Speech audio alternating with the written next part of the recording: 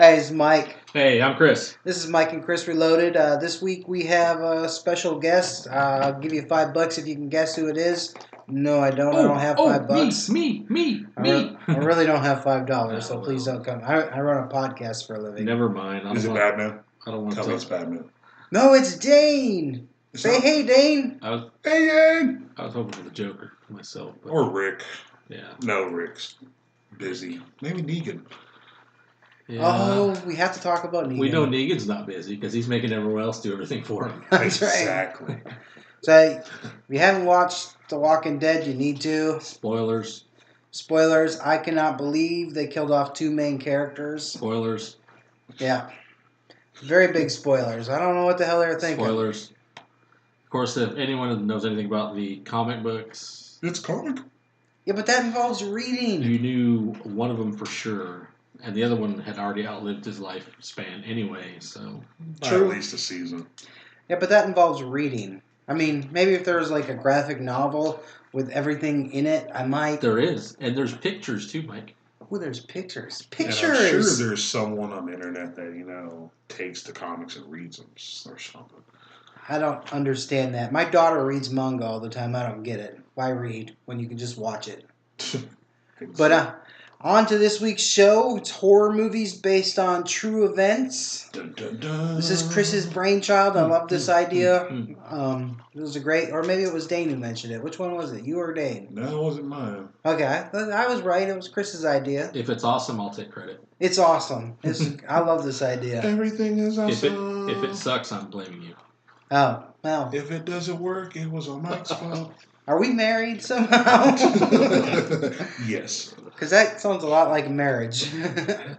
If it's good, they're my kids. If they're bad, they're your kids. That's how it works. Mm-hmm. Get used to it, Mike. It's just life. So who wants to start off? Who's raring to go here? I think I'll go first. You go first, Dane. The floor is yours. Let's take an older movie. Some of you may not know it, you youngins.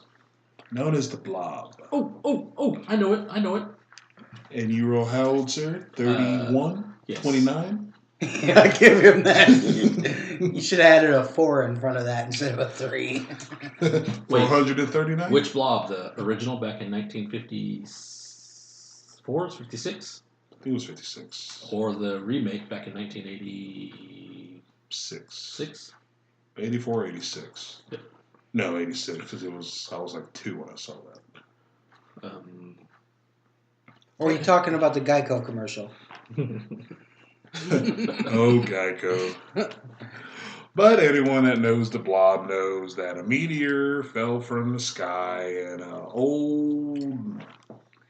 almost said hippie, an old hillbilly or just a crazy old man in the woods found the crater and the rock and he poked it with a stick and this gelatinous thing came out attached to his arm and started eating. Geico commercial. Little known fact though, in 1950 on September 26, 2 police officers were on patrol one night and they had a report of seeing something fall from the sky and they actually saw it. So they actually investigated it. And lo and behold, there was a rock with a weird purple-like gel stuff in it and a crystal substance. And of course, one of them had to touch it. You sure that just didn't fall from a plane? You never know. That's a peanut. Did they lick it? Ooh, it tastes like ice cream. It's a space peanut. No, Joe Dirt. No. And of course, curiosity got the better of him, and he touched it, but he didn't die or anything. It was like almost weightless, Spoilers abound. odorless and everything, and they just played with it until people got there, and it eventually disappeared. But that's the origin where the Blob came from. Sad. Disappeared. I'm quoting right now. Disappeared. Yeah, he's using his government fingers. Quote. It never happened. So, the first one I got to take up, which is that's going to be a broad spectrum, but I picked the Texas Chainsaw Massacre movie out of 1974, the original one, based loosely on Ed Gein. Ed Gein. I can't believe you did that. I did do that. Edward Theodore Gein. Say the word broad spectrum.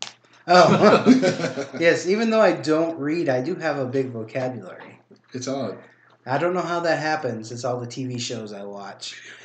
But basically, Texas Chainsaw Massacre, you got a Leatherface wearing the skin of somebody else. They took that from Ed Gein's wearing face skins and trying to be more like his mother. His dead mother. Yeah, his dead mother. The movie that best depicts what he's based off of Ed Gein was the Psycho movie.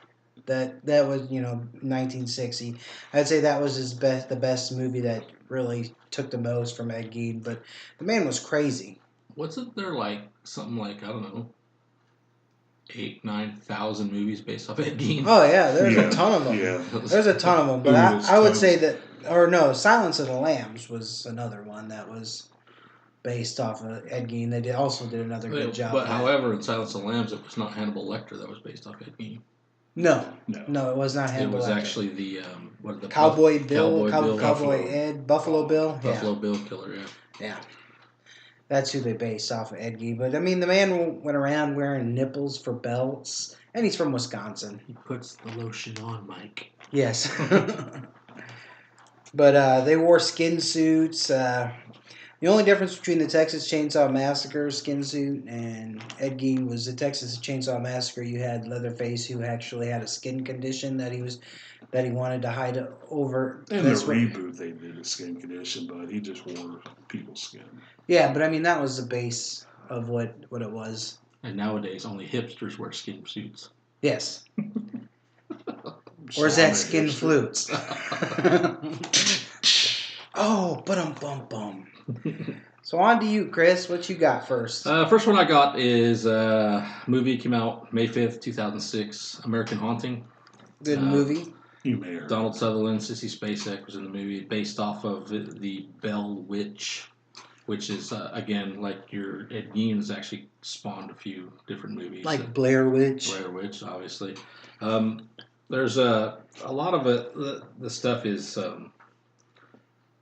it's fact and myth mixed together. It's the guy's name was John Bell Sr. He was alive back in the early 1800s, had a little plantation, and was supposedly had a lot of things happening to him, stuff flying off, things getting kind of like his door being scratched, and things getting flipped over, things of that nature. I gotta pee. Too many Dr. Peppers. The story was that he supposedly had swindled someone out of some money or a land of some sort, and in the movie, of course, they varied way off on the movie. It's the woman in the movie was being attacked by a spirit all the time, little girl Betsy. Yeah, and come to find out, it was they were trying to get her to basically check out the dad. I guess the dad was always abusing the kids or something, whatever, and it all kind of was like a big cycle of things. That basically the spirit, even though it was kind of more, I guess it wasn't really evil per se. It was more just malevolent. Yeah, malevolent. Or misunderstood. Another big word come out of Mike's mouth. But it was doing that for a reason, to try and push the girl to figure out something, which she ended up doing, and I'm not going to spoil it. Not this one. Not this one? No, people want to actually watch it. But again, it's a lot of fact and myth mixed together. It's one of the older stories out there. Took place in Tennessee back in the early 1800s, like about 200 years ago. So, of course, as you know, as a story goes along, things change as they go. Oh yeah, it's like playing a telephone game. Yeah, but the gist of it, basically, like I said, is and this is the common denominator in all of it, is the fact that the guy actually he did swindle somebody out of something, and that's kind of like, but he got let go because it's like, okay back and then, and no one cares. And then of course the Bell Witch thing come up when the guy started going crazy, and it was only about 100 years or so after the Salem witch trials, and so it's kind of Good still times, somewhat good times. fresh in people's minds. Right. So, and even the Bell Witch wasn't even really a witch; she was just more of a spirit. So, well, where they got witch, but I guess it's because they felt he was cursed, so that's where they fought. Well, they could have used the B word, so it was like, Yeah. witch! Yeah, I mean, back then, even with being as close as the Salem witch trials and stuff, people were still on edge about witchcraft back in that time. yeah. I mean, any little thing back then was like, oh, you're a witch or you're evil. Sorceress. Nowadays, we see stuff like that. It's like, ooh, get your camera phone out. Yeah. Boy, how we changed. Yeah. Right. I don't believe this, but I'm bringing my phone up and recording. Yep. YouTube money. Anyway, this brings us to one of my personal favorites and maybe some of yours, The Hills Have Eyes. If you don't know that movie, it's about a family that goes on a little trip and end up taking a wrong turn. That actually happened to me here in Defuniak. Have you ever taken the wrong turn back off a landfill road over there? Wait, isn't there a movie called Wrong Turn? Yeah, there is. Which is also spawned what we're talking about. Man, I really rolled up on a house and there was just a bunch of people that looked like they were inbred sitting on rocking chairs Really? and fanning themselves with fans. I'm like, oh my god. Yeah, that stuff really happens in here. So go ahead. I'm sorry to cut you off. But Now I'm afraid to ever go to landfill road. yeah, don't take the wrong turn off of landfill road in Defuniak. That's scary. Yeah, it is scary. So did you survive? We did going down a road. Well, the car was bouncing. The roads were so ruddy. The kids were almost in tears. They were scared. We're lost. We're lost. Never going to see home again. It's only Defuniak. It's only going to get worse. Yeah, but we made it out to 90 eventually. That's good. But anyway, Hills of Eyes was loosely based off of what's considered a legend in Scotland of Alexander Sawney Bean. And Sawney Bean was the son of a landscaper, but he didn't want to go the way of his father. He just kind of wanted to do his own thing, so he took his wife and he moved off to the coast and they found a cave, and there they would have, kids, and those kids would have kids with their siblings, incest and so on. But legend further goes that over time, it was getting harder to feed the family, so they reverted to getting passerbys, people just, couples or whatever, just taking a walk, and they would kidnap them, steal all their belongings, and to get rid of the evidence, they would eat their bodies and throw the remains to the ocean. Oh, Lord. And that went on for a good while until the town folks were like, hey, there's a lot of people missing. And, there's all these body parts occasionally washing up, so I think we should look into this. And lo and behold, the legend of Shawnee Bean became in the 15th century. But that's what the Hills of Eyes was based off of. And they said they don't have an exact count, but it's like somewhere in the thousands, wasn't it? Yeah, because it was going on for years. Wow. Because you have to think, in the 15th century, Excuse me. people disappeared all the time, I guess. Oh, yeah. Hey, I'm going to go out and get some water. Like Roanoke. Oh, yeah. 6 years later, Mom, where's Dad? Yeah. Wasn't Dad supposed to go get milk or something? We have cows. I don't understand why you left. No, I'm not going to say it. But anyway, yeah, it was actually a really good movie. Wes Craven, one of his first ones he did. Mm-hmm. John Barrymore, one of my favorite horror actors that I actually scared. Traumatized. You scared? I actually scared him. Funny story. Did you? It was, yes. Oh, we gotta hear the story now. I was actually in Louisiana. Me and Kent, myself, my sister, Trent, we were all there, and they were filming a movie there at the 13th Gate, where my sister and everybody works, Katie. And she asked if we wanted to come be extras on the set. But yeah, sure. Well, the movie was just a quick synopsis. It was basically a bunch of horror genre actors and actresses and stuff, like Kane Hodder, John Berryman was there. All these people basically played all these horror characters growing up. Icons. Yeah, they were there. They were invited to a like a Comic-Con or MonsterCon type thing, and they all they all started getting bumped off one by one. There was a killer killing the killers people who played killers, basically. Killer of killers. Right. So, but it was just one of them anyway. Well, John Berryman, we were outside and John Berryman was right there. He showed up. We're like, oh my god, it's John Berryman. So we're like, we go over, and the dude's like the nicest guy in the world. I mean, he's just like the most down to earth guy in the world. We're just sitting there talking to him, and I was just like, man, I just kind of just lost it. I said, I love you, man. You're one of the greatest people I've ever seen. And he just got like, okay. So yes, that was my awkward, famous moment in that. So Yeah, you don't tell me you love me. he's famous. Oh, so that's what I have to do? I have to become famous? And he's more bald. He's more bald? That's not fair. Yeah, he is pretty bald, and he's also pretty tall. Yes, he's very tall. Oh, so he's not short and stout like me? No. No. This manless keg I got sporting here? Manless. Manless, that's right.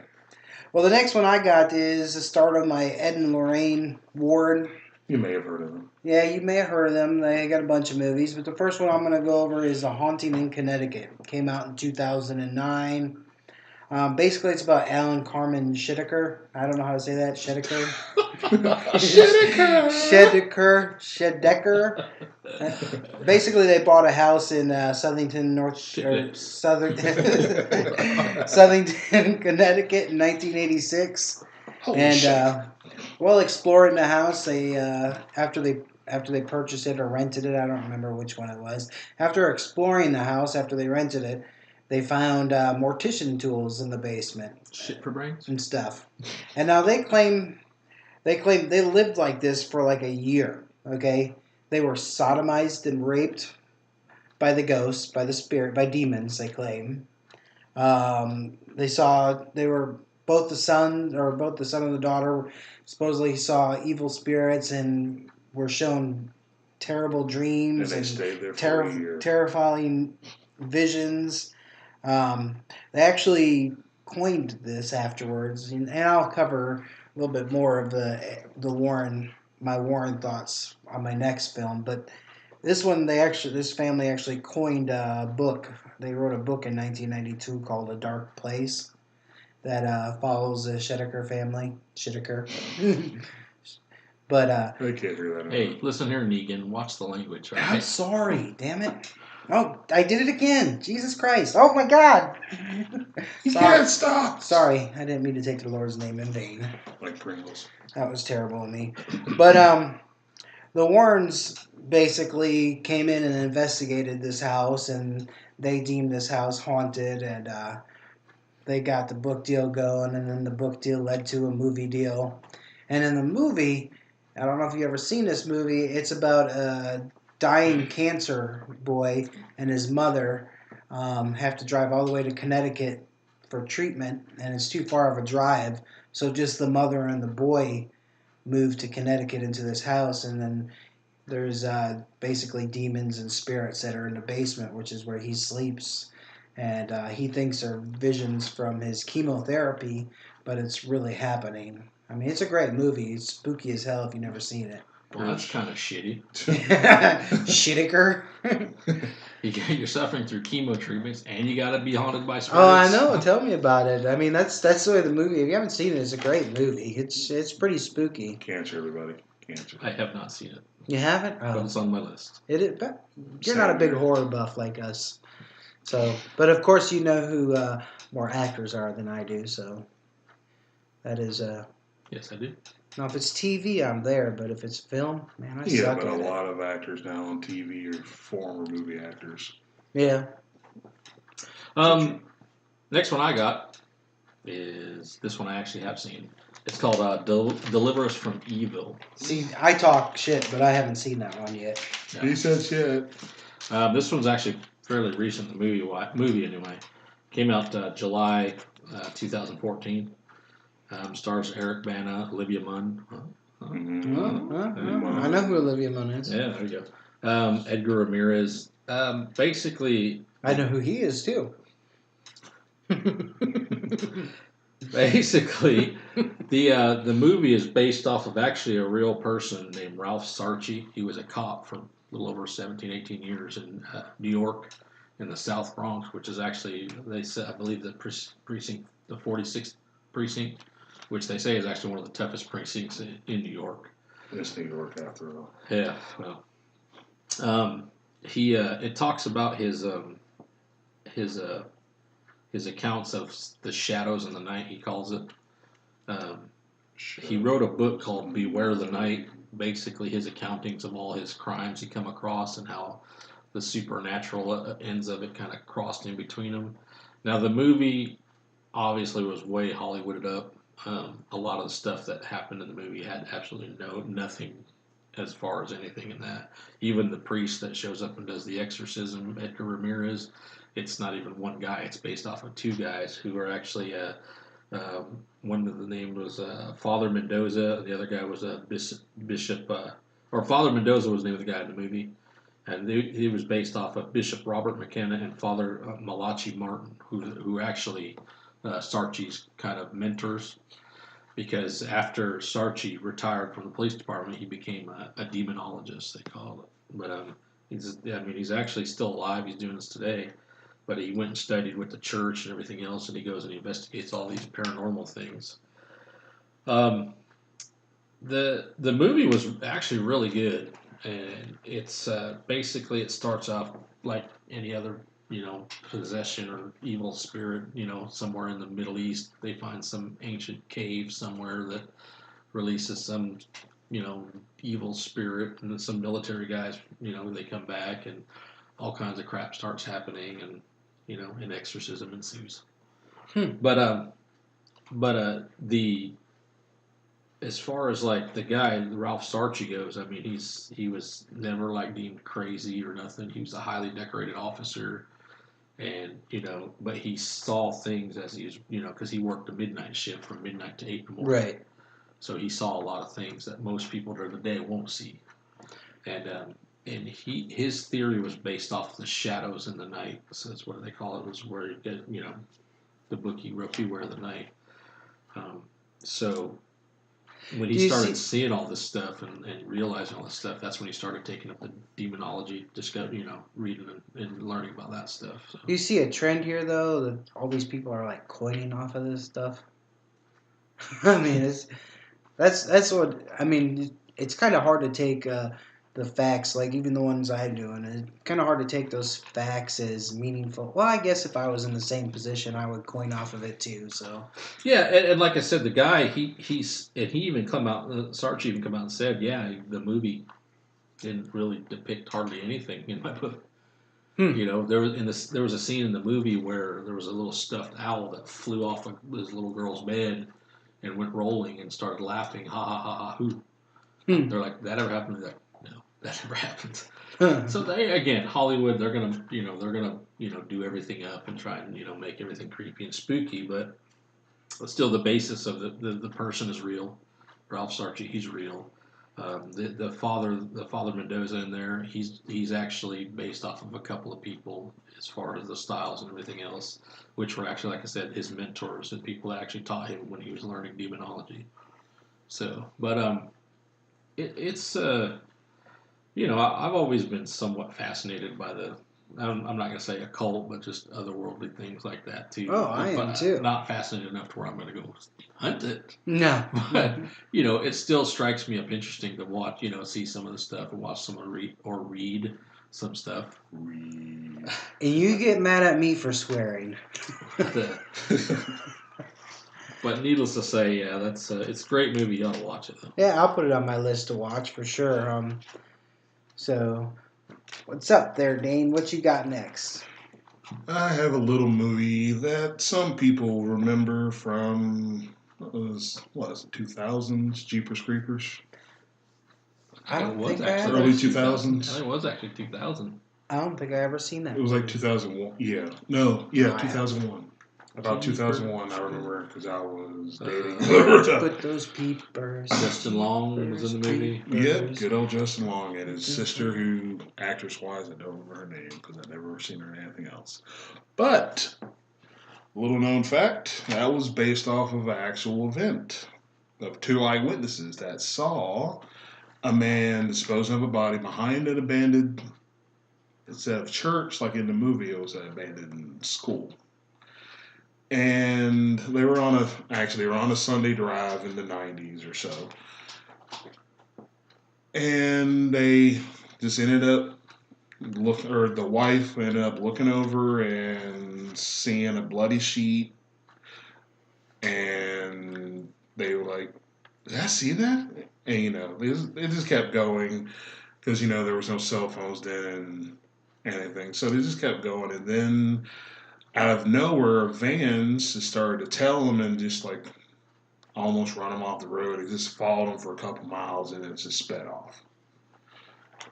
The guy turned out to be Dennis Dupre, who killed his wife and was actually sought after in a huge police manhunt.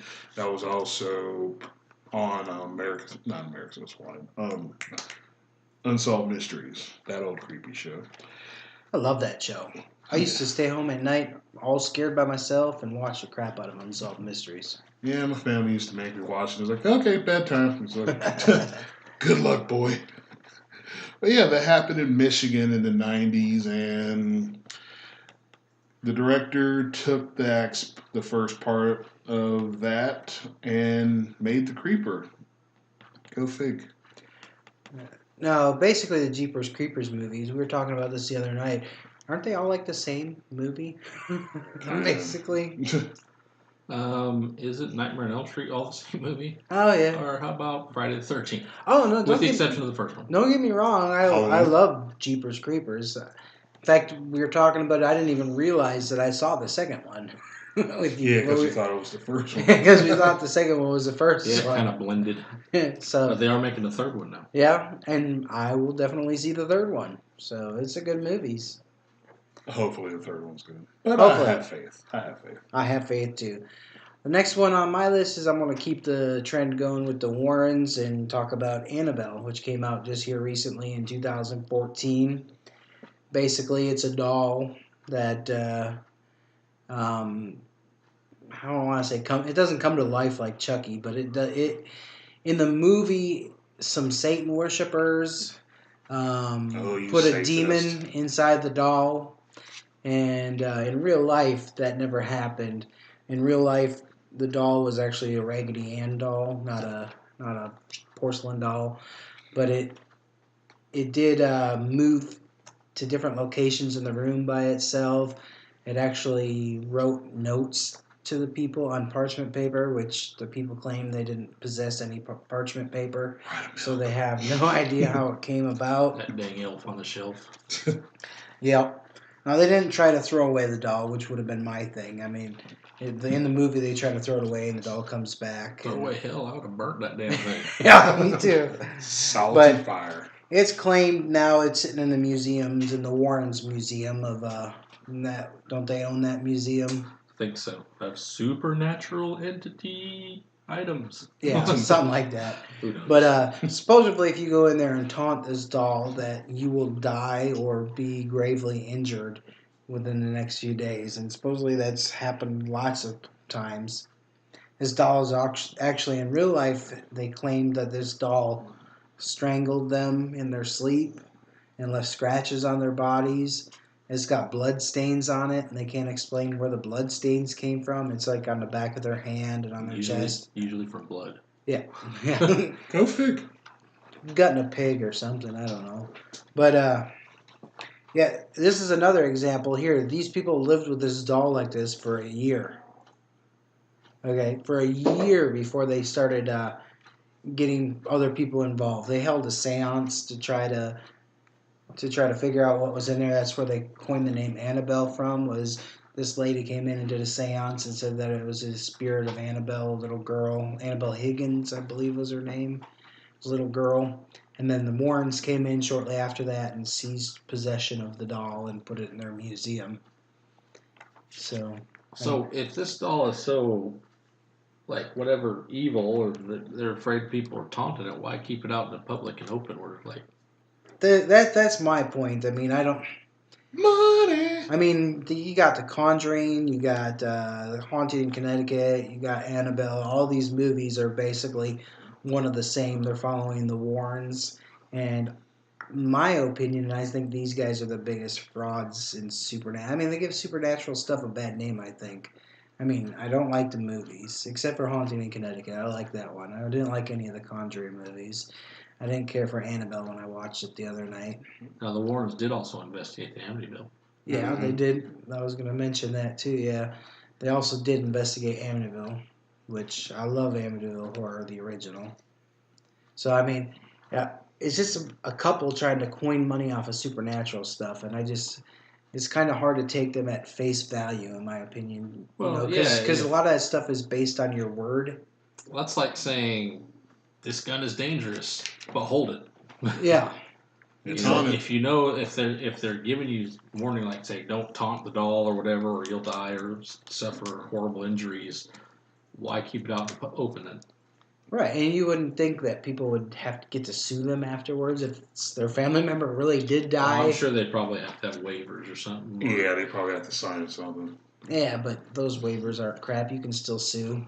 I mean, that's just terrible if they. I stubbed my If toe it's after proven seeing that they're Annabelle. negligent, which putting a haunted doll out on display, if it was truly haunted, I would say that's pretty negligent in their part. That's like keeping the Necronomicon out in the open. Yeah. Klaatu, Verata. Yeah, but you make your own opinion about the Warrens. I think they're a bunch of frauds. I haven't really watched the movies per se. I've read some about them and this and that. Some of the stuff seems kind of fascinating, but I'm kind of with you on it. I'm like, if you know something's dangerous, why keep it out where people can see it and mess with it? Yeah, I mean, each of the instances they've lived, the people dealt with this stuff for a year. I know me personally, if I go into a house and a ghost rapes me in the middle of the night, I'm moving the crap out. Excuse my language. I'm moving out. I'm not gonna wait another year. Oh no, this is a nice house. And Yeah. every night. Oh my God, there's blood on the walls. It's bleeding. But it's such beautiful scenery. I mean, you can see. It's a great location. I mean, at this point, do you go to bed with your pants around your ankles? Save the ghost some time. Go easy. I gotta work tomorrow. God. Yeah. I feel bad now. I said the F word. That's our one we're allowed. Yeah. We are PG-13. Now You only get one. we classify ourselves as explicit now. Oh, do we? We are explicit, so Well, we have to on iTunes or they'll boot us. Really? Yeah, we have to classify as explicit. If you say one swear word in there, they'll boot you. just Mike is explicit. Yes, I have a potty mouth. Explicit Mike. He's getting raped all the time, apparently. But the house is beautiful, and he can't find himself to move. Oh boy. I know, I'm terrible. I can't help myself. So on to you, Mr. Chris. What you got there for us for your last one? I'm gonna go a little old school here. Not quite as old school as the Blob, apparently. June 20th, 1975. A little old movie came out that pretty much frightened the hell out of everyone if you wanted to go swimming. Yeah. Jaws. Jaws. Yep. Roy Schneider, Richard Dreyfuss, Robert Shaw. Of course, everybody knows the story. Roy Schneider plays the sheriff or something? Sheriff of the little community area there at the bay. Richard Dreyfuss is some kind of aquatic. I don't even know what he is now. I guess he's just like he studies animals or underwater creatures. Was he a biologist? I mean, that's what it was. And of course, Robert Shaw was the boat captain. Yeah. The movie is based off of Peter Benchley's novel, which Benchley actually he did a lot of research for this stuff. there was a guy who the guy's name was Frank Mundus back in the '60s. He was actually a charter boat captain, and he was actually going out. He got out, caught sharks. In 1964, he caught a shark that was over 4,500 pounds. Holy buckets! Yeah, that's what I say. And it was a great white shark. So, guess what? Giant great white shark. Hey, there's an idea. Did it have human bones in it? I don't know. But the guy Quint that Robert Shaw plays in the movie is actually, he said, is basically Frank Mundus. That's how exactly how the Frank Mundus was. Just kind of that, wily sea captain, stare you right in the eye type of guy. Now, what's weird about this is, like I said, yeah, you got this guy that's created off of that. The guy's hunted sharks and everything else. But in 1916, on the Jersey Shore between the 1st of July and around the middle of July, there was a rash of shark attacks, which were, I believe, 4 people died and 1 was injured, which is kind of a lot for shark attacks. Yeah, considering they're maybe once a year If that, yeah. in the whole country. In the whole world, huh? Yeah, well, no, Unless Australia. Unless you live in Australia. Yeah, Australia has a Everything kills you in ton. Australia. Oh, look, a quad. But the thing about it is, this was actually, like I said, on the Jersey Shore. It's right there, which apparently even nowadays they still have shark sightings right there on the Jersey Shore. So, but they thought it was a rash of great white sharks, which actually was not great white sharks. It was more bull sharks, but there was actually some great white sharks there because they had people come in hunting them and stuff, and they actually, I want to say they found 5 or 6 of them. A couple of great whites and some bull sharks. Just chilling. Yeah. Yeah. Just hanging out, waiting for some supper. Yeah. Well, it's just weird because, sharks typically they don't like the taste of human flesh. They usually attack, they bite once, and then they spit out and they swim away. Which is why you see a lot of people just getting bitten in the leg or bitten in the arm or whatever. Right. That's why a lot of people survive. If they don't bleed out in the water, you survive the attack. I mean, they take a limb from you, but so that many people dying, I mean, that's pretty weird for, those sharks to go back for more, it sounds like. Yeah, and the weird thing about this is like I said, it was just this rash of things that happened, and they were almost afraid they were going to have to shut the beaches down, quit tourism, and everything else. And of course, this was before the actual, Jersey Shore. Yeah. But because if it was after, I wouldn't care. Yeah, or during. Yeah. But book was written, movie was made, everything was depicted in it, and you got this giant 20-foot killer man-eating killer shark that just super aggressive. It's a great white shark in the movie. But a little known fact is actually great whites aren't really that aggressive. No, I know. They will attack you, and because of attacks on people, they're actually considered one of the most.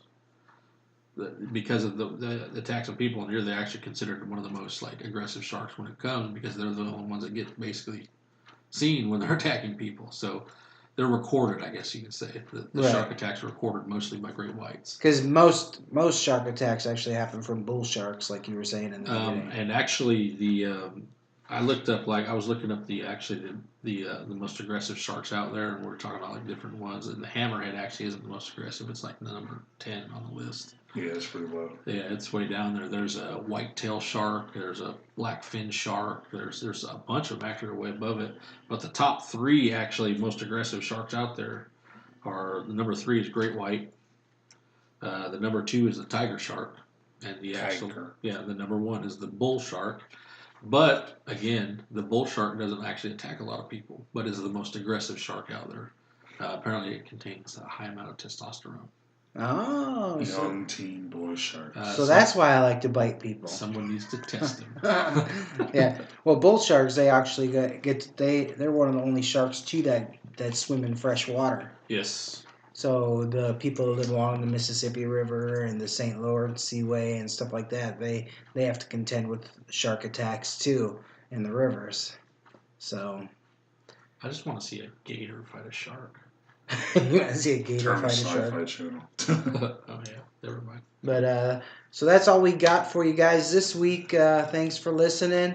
Don't forget to check us out on our new website, mikeandchrisreloaded.libsyn. That's libsyn.com. Of course, we're still going to be posting to YouTube every week. Mm-hmm. The YouTube. So if you please subscribe to us on YouTube, like our Facebook page, Mike and Chris Reloaded. Not.com. Not.com. Just Yeah. Mike. Our Facebook page, Mike and Chris Reloaded. We have a YouTube, Mike and Chris Reloaded. Hey, are you sensing a theme here? Yeah. Basically, if you search Mike and Chris Reloaded, you're going to find us. You could actually go Google it, mikeandchrisreloaded.libsyn.com, and you'll pull us right up. Mm-hmm. And we'll post all our podcasts on there, at least our last few anyway. All of our podcasts are going to be on YouTube still. We've still got some pretty good shows. We got one more show to follow up at the end of October. Get rid of this Halloween mess. Have a great show. And thank you, Dane, for being here with us again. I love being here. Again. And Is that an I again don't joke? love hearing myself talk, but thank you, Mike, for being here with us again. Oh, Again. yeah. You're welcome. Even though Again. your potty mouth was ruining it. I know. Hopefully YouTube don't catch us because YouTube will boot us for swearing. Do they? Yeah, they just had a new rule. I don't remember what the new rule They're was. always changing their rules. Some new rules about swearing. Way to mess us up, Mike. I know. I'm sorry. YouTube, please forgive me. Oh, you get rid of these. Ghost! You need to move. You need to move. Now Dane's getting raped. So on that note, we got to go. Thank you for everyone, and we'll catch you next time. Later, guys.